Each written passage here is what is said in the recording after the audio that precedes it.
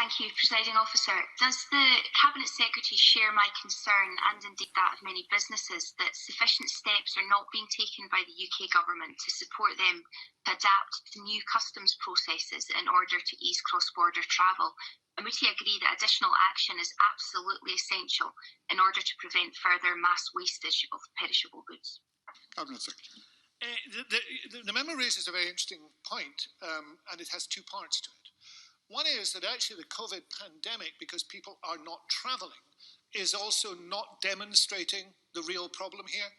When people start to travel as individuals again, we're going to see some very considerable problems, because every traveller from these islands will go as a traveller from outside the EU and outside the EEA. And all of us know there's signs, and we will not be included in that faster flow. We will not be able, for example, to use the passport machines, which are not available to us.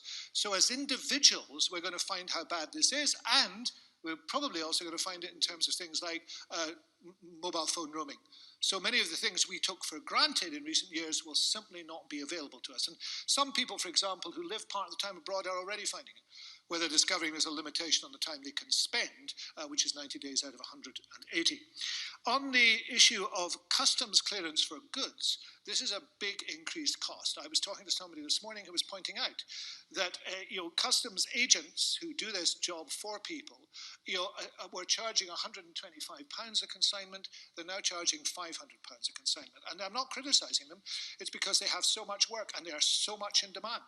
You cannot meet that cost on some consignments. It is impossible. You're simply not selling enough at a big enough profit margin. So unless you do the work yourself, and some people can't do the work themselves, that stops those goods being exported or imported.